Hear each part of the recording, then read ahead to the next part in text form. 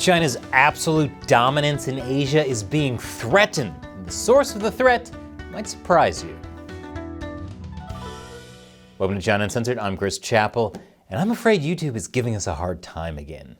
Sobigo says, it's been ages since I saw any of your videos on my feed. The only reason I'm seeing this one is because I had to go into my active subscriptions and came across it by chance, as everything that was on my normal home feed didn't seem appealing to me.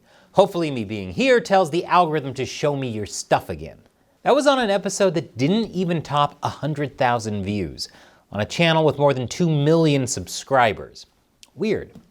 You can help us by giving us an algorithm boost. Watch this episode to the very end and leave a comment with the honeypot emoji to show YouTube that we've got engagement and that we know why their fingers are so sticky.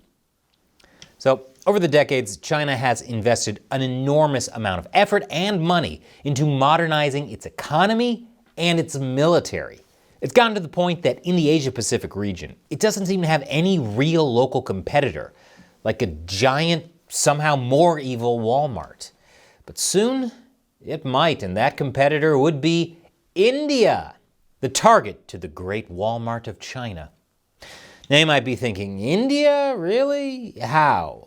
But the thing is, China is a nation in serious decline, while India is on the rise.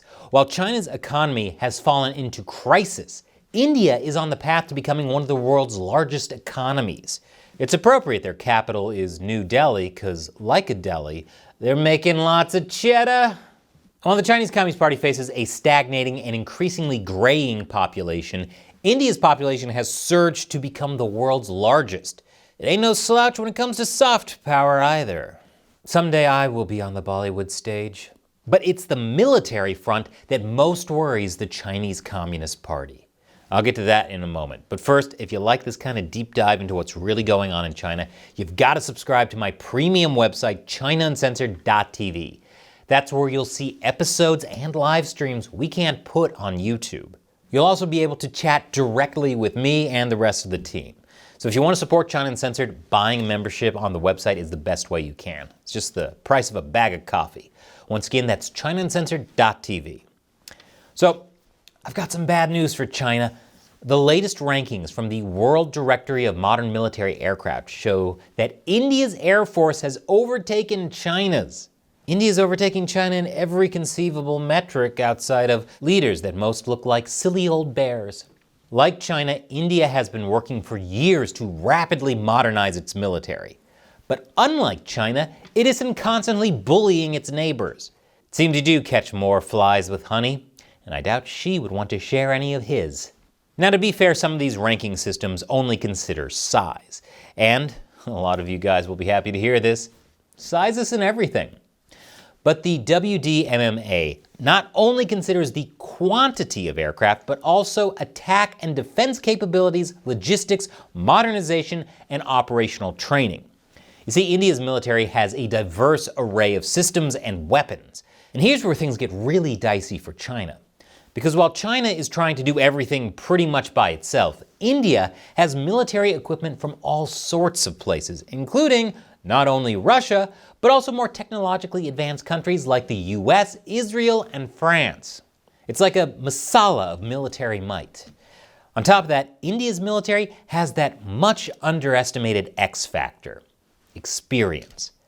New Delhi and Islamabad have clashed several times since the 1947 partition, including earlier this year. And despite a few setbacks, the Indian Air Force actually performed pretty well, hence the new ranking. Meanwhile, the last time China fought a war was in 1979, when Vietnam defeated a PLA invasion. Oh, I thought China was a peaceful country that didn't invade its neighbors. But this edge in experience isn't the only thing making China nervous, because India's also been making some new friends. In fact, the US just signed a landmark decade-long defense deal with India. Basically, it allows for expanded intelligence sharing, technological cooperation, and military coordination, which probably means more joint military exercises between Washington and New Delhi, along with improving military interoperability and collaborating on defense research.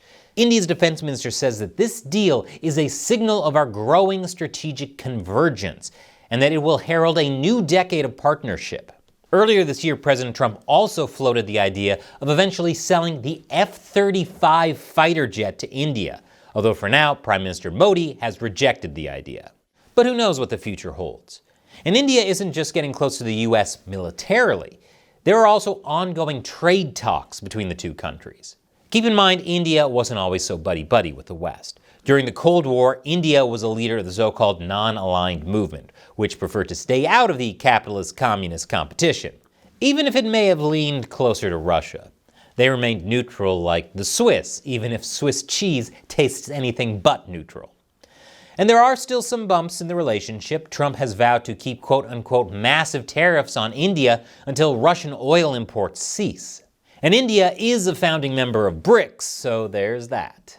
And of course, China is also engaged in talks to improve its relationship with India. And some of that is showing just how jittery the CCP is over India's growing network of powerful friends. It's like when the worst person you know suddenly starts acting nice to you. You don't think, they must have learned from the error of their ways. You think, ugh, what are they buttering me up for? For example, the CCP is seeking Indian assurances that no heavy rare earth minerals will be diverted from its own domestic uses to the US. And it looks like India may agree to that, although more to secure its own domestic needs than to please China. But if India agreed to this measure, what else will the CCP demand and hope to get from them in the future?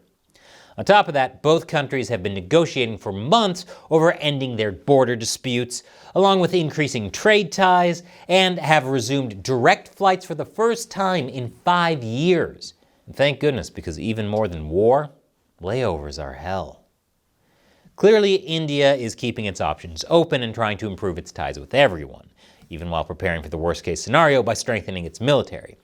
But the CCP is facing demographic and economic challenges, while many of its partners around the world are getting weaker and more isolated. I'm looking at you, Iran and Russia. China will keep trying to warm its relation with New Delhi and spoil India's outreach to democratic countries in the region and around the globe. But one thing it can't do is control India.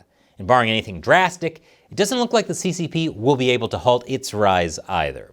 It can't be contained by the great Walmart of China. And remember, click this button here to check out my website, ChinaUncensored.tv, leave a honeypot emoji in the comments, and click here for another episode the algorithm chose just for you. Once again, I'm Chris Chappell. See you next time.